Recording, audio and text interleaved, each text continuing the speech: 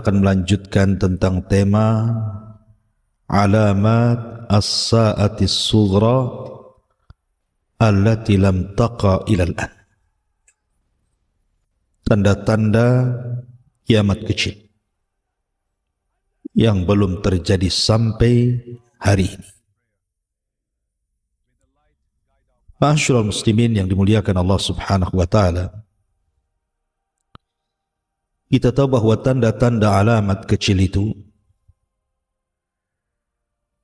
memiliki beberapa peristiwa.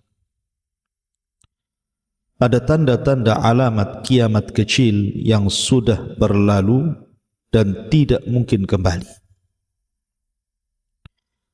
Ada alamat kiamat kecil itu yang telah terjadi dan akan terus terjadi dan akan terulang-ulang kejadiannya. Kemudian yang ketiga, alamat tanda-tanda kiamat kecil yang belum terjadi. Dan tentu yang terakhir ditutup dengan tanda-tanda alamat besar. Di antara tanda-tanda kiamat yang kecil dan sudah terjadi dan tidak mungkin terulang lagi, seperti diutusnya Nabi SAW dan wafatnya Rasul, terbelahnya bulan menjadi dua, kemudian juga api Hijaz yang pernah terjadi di negeri Syam, kemudian alamat yang senantiasa terjadi dan akan terulang-ulang adalah futuhat wal khurb.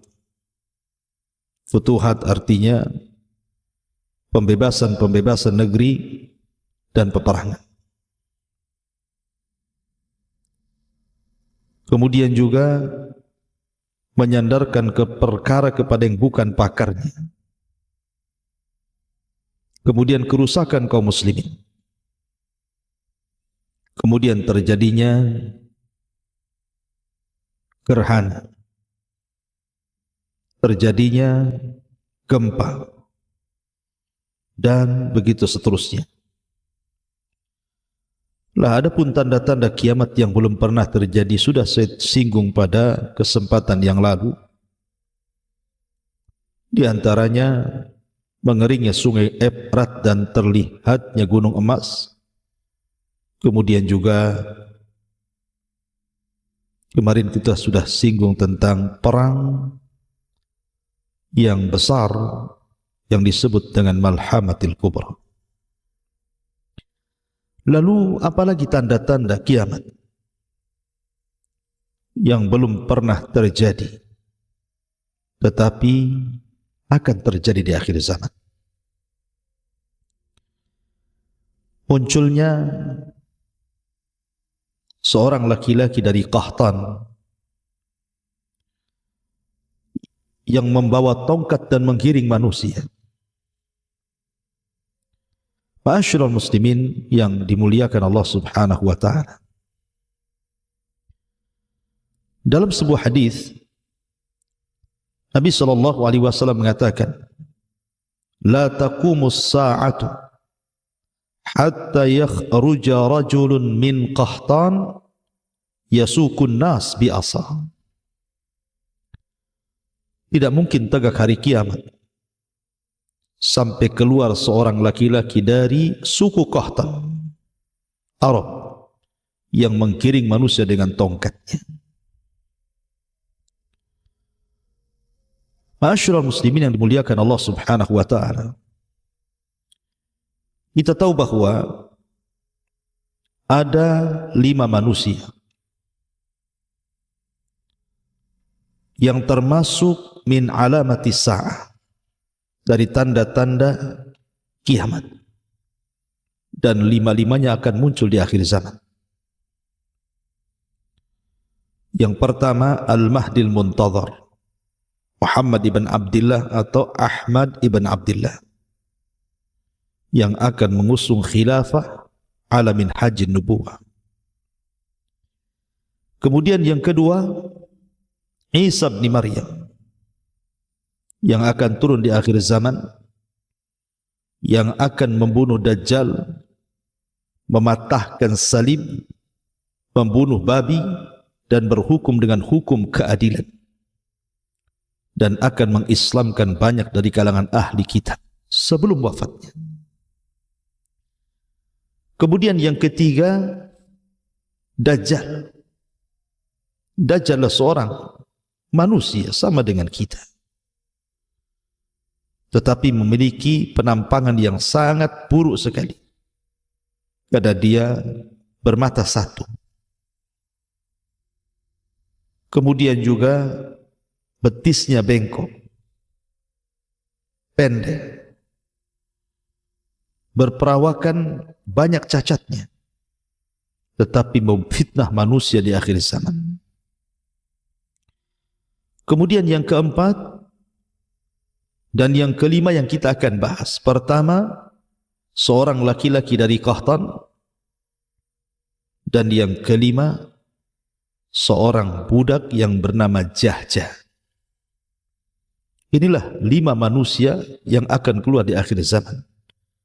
Al-Mahdi al-Muntadhar Muhammad ibn Abdullah, Isa bin Maryam, Dajjal, seorang raja dari kabilah Qahtan, dan seorang laki-laki yang bernama Jahjah. Nabi SAW mengatakan, la taqumus sa'ah hatta yakhruja rajulun min Qahtan yasukun nas bi'asa. Dia akan tegak hari kiamat sampai keluar seorang laki-laki dari suku Qahtan yang akan menggiring manusia dengan tongkatnya. Dalam riwayat seperti menggiring hewan-hewan kambing. Ada beberapa tafsiran para ulama, di antaranya Imam Al-Qurtubi, Al-Hafidh Ibn Hajar dan yang lainnya. Apa yang dimaksud menggiring manusia seperti menggiring kambing dengan tongkatnya? Ada yang mengatakan bahwa ini simbol kelembutan, simbol keadilan. Ketika menggiring kambing tentu dengan lembut dan adil. Tapi ada juga mentafsirkan sebaliknya. Maksudnya ketika dia menggiring kambing itu dengan cara mencambuknya, menunjukkan kezalimannya. Wallahu a'lam. Karena sebagian ulama mengatakan seperti itu. Kemudian Nabi SAW mengatakan, la yadhhabul lail wan nahar hatta yamlika rajulun minal mawali yuqalu lahul Jahjah. Dan tidak akan pergi siang dan malam sampai datang seorang laki-laki yang akan berkuasa, yang laki-laki itu disebut dengan Jahjah. Jahjah itu artinya suara yang melengking, yang membentak. Terjadi silang pendapat, apakah rajulun minal Qahtan, laki-laki dari Qahtan itu, dari suku Himyar Yaman, adalah Jahjah, ataukah Jahjah sendiri dan seorang laki-laki dari Qahtan sendiri? Sebagian mengatakan bahwa ini 2 orang yang berbeda. Kenapa? Karena rajulun minal Qahtan ini orang merdeka dari kabilah Qahtan, dari kabilah Himyar Yaman. Tapi Jahjah ini bukan orang merdeka, mawali, mantan budak yang dimerdekakan. Ma'asyiral muslimin yang dimuliakan, tapi ada kemiripan, dua-duanya akan berkuasa di akhir zaman. Tapi kapan waktunya? Wallahu a'lam. Hanya Allah Subhanahu wa taala yang tahu tentang waktu berkuasa 2 laki-laki ini. Rajulun minal Qahtan dan juga rajulun yuqalu lahu Jahjah. Seorang laki-laki yang dikatakan dari negeri Qahtan dan seorang laki-laki yang dikatakan Al-Jahjah. Ma'asyiral muslimin yang dimuliakan Allah Subhanahu wa taala. Kemudian juga di antara tanda-tanda kiamat yang belum terjadi adalah munculnya seorang laki-laki dari Ethiopia, dari Habasyah, dari kelahiran Abrahatul Aslam, yang pernah menghancurkan Ka'bah, tetapi tidak bisa karena diserang burung ababil. Seorang laki-laki yang sangat buruk perangainya, namanya Dzu Suwaiqataini. Suwaiqataini diambil dari kalimat sak, dan sak itu artinya paha, pemilik dua paha, karena pahanya melengkung seperti busur. Jelek jalannya, berkulit hitam, sangat. Sebagaimana riwayat Ahmad dalam musnadnya dari Abdullah ibn Amr, dia mengatakan dia mendengar Nabi SAW bersabda. Nabi SAW bersabda, yukharribul Ka'bata Dzu Suwaiqataini minal Habasyati wa yaslubuha hilyataha wa yujarriduha min kiswatiha walaka anni anzuru ilaihi. Kata Nabi SAW, Ka'bah akan dihancurkan oleh seorang laki-laki yang bernama pemilik dua betis, Dzu Suwaiqataini, dari negeri Habasyah, di mana akan mengambil seluruh perhiasan yang ada terpendam di bawah Ka'bah dan akan menelanjangi Ka'bah dari kiswahnya, dan seolah-olah aku melihatnya, kata Nabi. Dalam riwayat Musnad Ahmad juga dari Abi Qatadah, Nabi SAW bersabda, yubaya'u li rajulin ma baina ar-rukni wal maqam walan yastahillal baita illa ahluh fa idza istahalluhu fala tas'al an halakatil arab thumma ta'til habasyatu fa yukharribunahu kharaban la ya'muru ba'dahu abadan wa humul ladina yastakhrijuna kanzahum. Dari Musnad Ahmad dari Abi Qatadah, di dalam Musnad Imam Ahmad di situ dicantumkan dari Abi Qatadah, Nabi SAW bersabda bahwa sesungguhnya akan ada laki-laki, maksudnya Al-Bahdil Muntadhar, akan dibaiat di antara sudut tempat Hajar Aswad dan makam Ibrahim, dan Ka'bah tidak akan dirusak kehormatannya melainkan oleh orang Arab sendiri, dan bila mereka telah merusak kehormatan Ka'bah maka itulah saatnya kehancuran bangsa Arab. Kemudian datang orang Habasyah meruntuhkan Ka'bah tersebut, yang setelah itu tak pernah dibangun kembali selamanya, dan merekalah yang menggali harta yang terpendam di dalam Ka'bah tersebut. Ma'asyiral muslimin yang dimuliakan Allah Subhanahu wa ta'ala, maka tanda-tanda kiamat yang belum terjadi, robohnya Ka'bah dan diambilnya pembendaharaan Ka'bah, bahkan Ka'bah akan dilucuti dari kiswah-kiswahnya. Kapan itu? Wallahu a'lam.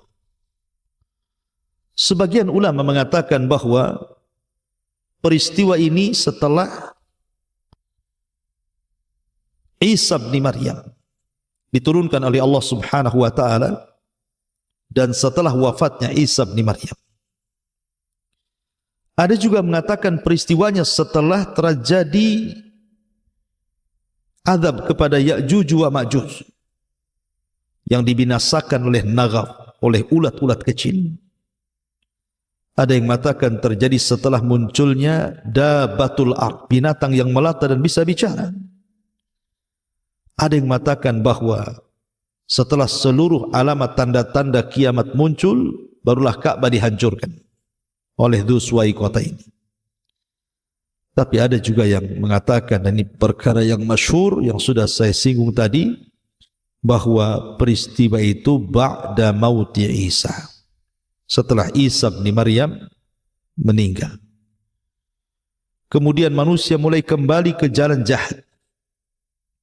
Mereka kembali murtad, sebagian mereka jadi munafik. Ketika mulai rusak dan tidak ada yang membimbing mereka, tiba-tiba Ka'bah sudah tidak ada yang tawaf di situ. Tidak ada orang umrah dan haji lagi di situ.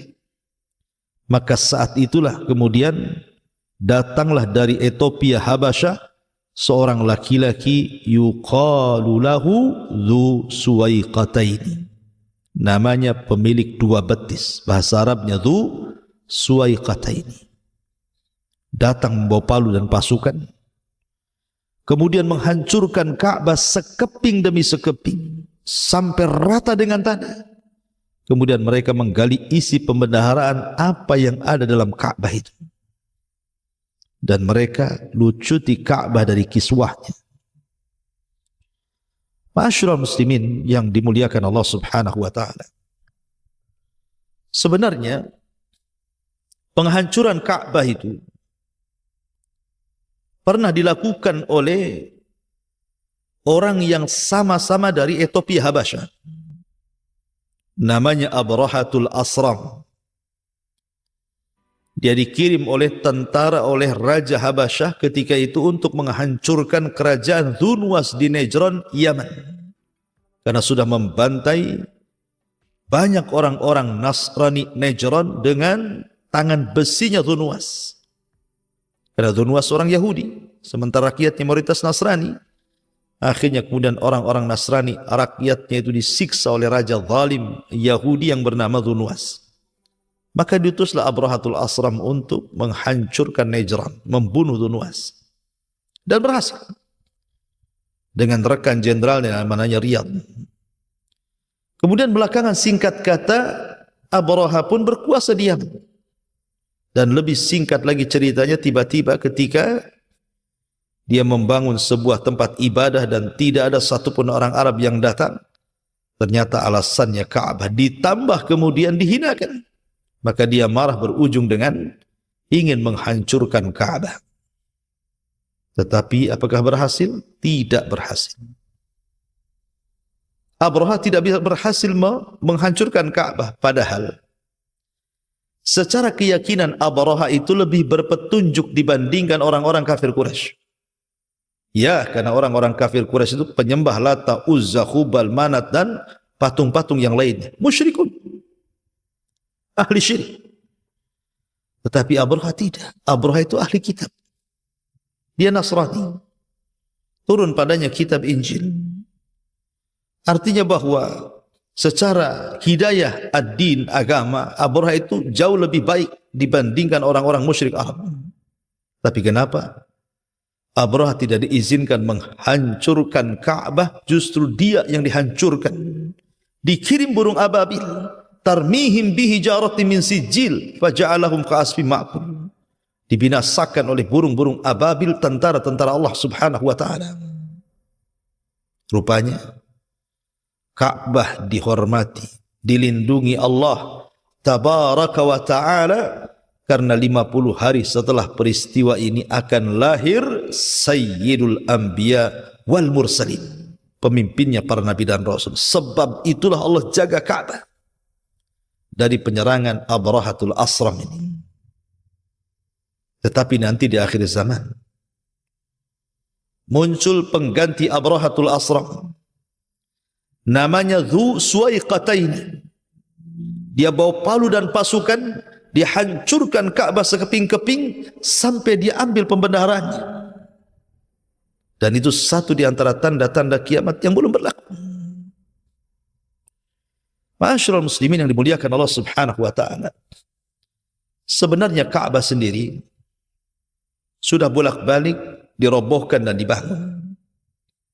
Sejak zaman Nabi Adam alaihi salam sampai kepada Ibrahim sudah tidak ada lagi bekas bangunannya, hanya pondasinya. Ibrahim menaikkan Ka'bah, Baitullah Al-Haram. Kemudian di masa Nabi SAW berusia 15 sampai 17 tahun terjadi banjir dan perang Fijar sehingga menghancurkan separuh Ka'bah. Akhirnya orang-orang Quraisy pun merobohkan semuanya dan membangun dengan cara bangunan yang baru dari harta yang halal sehingga karena tidak cukup sehingga Ka'bah tidak dibangun semua, hanya bisa dibangun separuh. Sehingga Hijr Ismail keluar dari Ka'bah. Kemudian di zaman Abdullah ibn Zubair berkuasa, dihancurkan Ka'bah itu. Dibalikin bangunan Ibrahim oleh Abdullah ibn Zubair. Tapi oleh Ibnul Malik ibn Marwan dirobohkan lagi. Kemudian dibangun seperti ala jahiliyah. Maka di zaman Imam Malik rahimahullahu ta'ala, Imam Malik dimintai fatwa tentang soal pembangunan Ka'bah. Kenapa tidak persis seperti bangunan Ibrahim?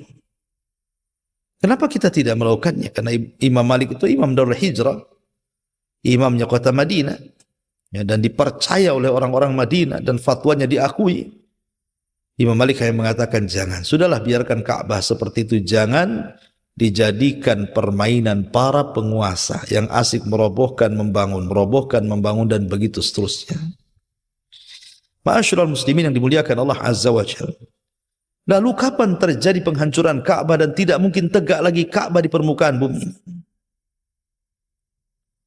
Nabi SAW mengatakan dari Anas bin Malik radhiyallahu anhu, kata Rasul, la taqumu hatta la yuqal fil ardi Allah Allah Allah. Tidak akan tegak hari kiamat sehingga tidak akan dikatakan di bumi ini orang yang mengucapkan lafaz Allah Allah Allah, rawahu Muslim. Ketika tidak ada lagi orang mengucapkan Allah, orang sudah tidak kenal salat, tidak kenal puasa, tidak kenal zakat, tidak kenal haji, tidak kenal umrah, dan manusia berada di atas kegelapan. Disinilah datang Dhuswai kota ini dari Habasyah Ethiopia, kemudian menghancurkan Ka'bah dengan tujuan mengambil pembendaharaan yang ada di dalam Ka'bah itu.